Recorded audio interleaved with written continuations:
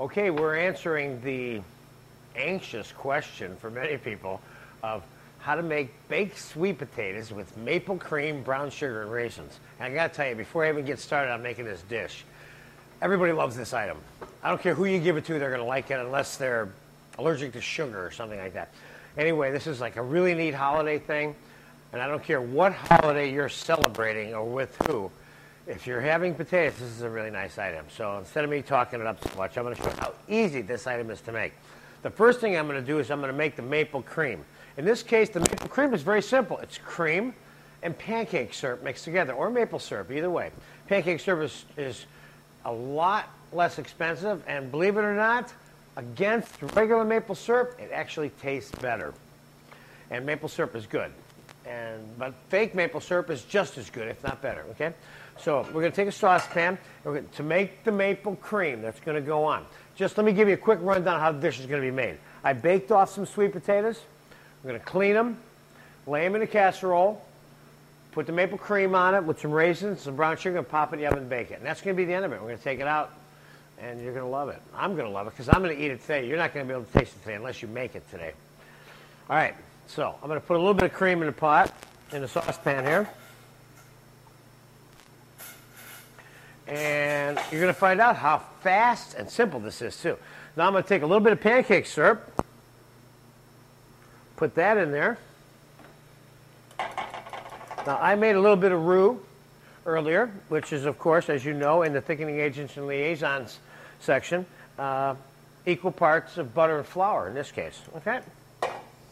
Now we're going to mix the maple cream in. Let's make sure we got the right amount of maple in before we thicken this a little bit. This must be thickened a little bit. Reducing the cream to thicken this, I don't recommend. This dish does not need to be any richer than it's going to be by not reducing the cream, okay?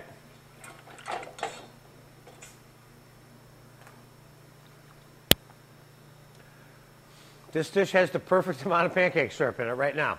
So I'm going to take a little bit of roux. I'm going to make this into sauce consistency. It's not going to take long either. I'm going to turn it down.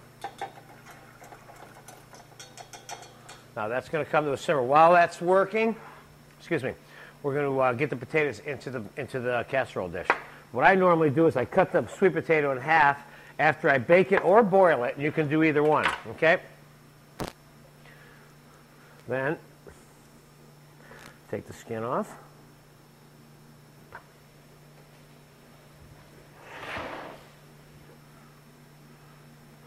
Sometimes, depends on how much you cook them, you might need a big spoon to help you do this so that you don't lose any of the potato. But these seem to be cooked just right. Now, one of the things you keep in mind when you're putting your casserole together is what's it going to be like when you go in with your family-style spoon, because this is something that you more than likely would serve family style on a table, okay? It doesn't mean you have to. You certainly can portion some onto a plate, too.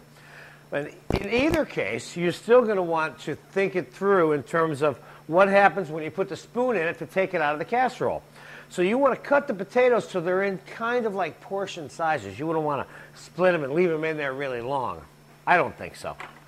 So what I'm going to do is I'm going to cut them into pieces like that, you see, so that when I put them in here, you go in there with a spoon, you end up coming out with a piece of potato that you want, okay?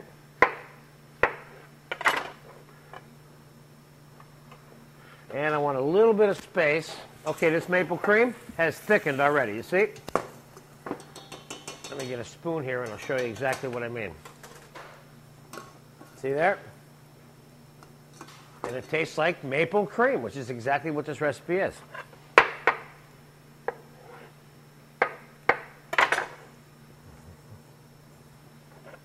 You want a little bit of space in between the sweet potatoes in the casserole dish itself because you want the raisins and the sauce and the brown sugar to seep in between everything, of course, you see.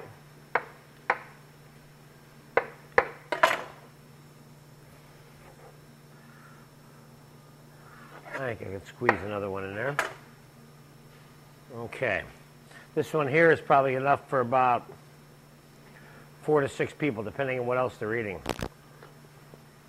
All All right, now, the raisins always go in first because you want them below the brown sugar and sauce level because they have a tendency to burn, okay?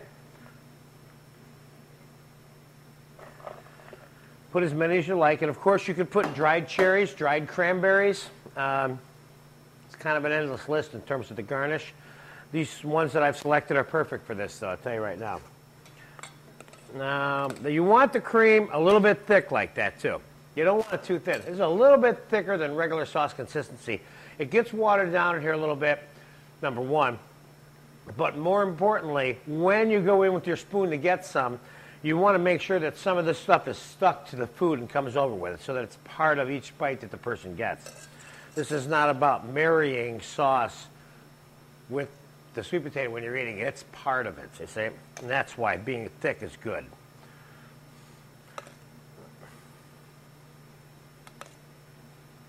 Just put the cream over the top.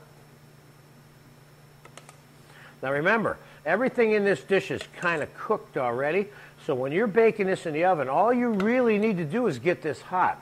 Now if you're not satisfied with how brown it is after it's hot, then what you do is put it underneath your broiler for a second to brown it so you don't have to keep cooking it to death trying to make it brown, okay? Then we'll put some brown sugar on there. This is good, basic, and I'll tell you, this is a very upscale, nice item. People really, really like this item.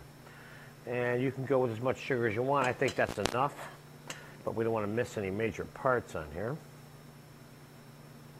Okay, we're going to go with that. Now I'm going to stick this in a 350, 400 degree oven right now, and we're going to time elapse this, and I'll let you know exactly how long it took for it to come out. I'm going to bake it at 400, okay?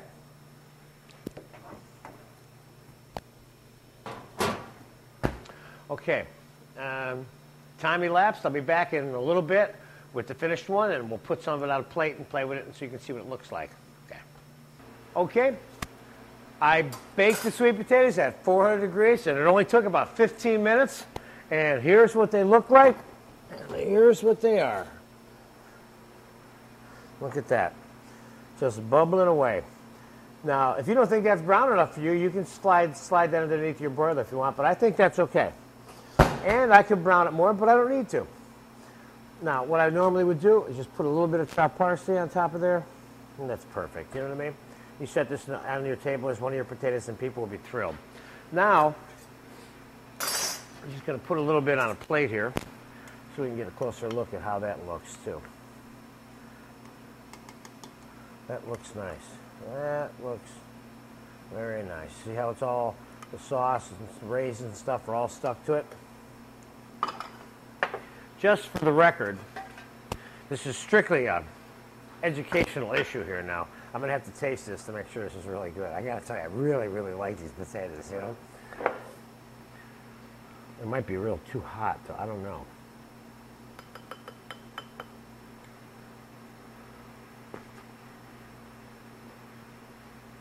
These are good potatoes. Happy Thanksgiving. And that's that.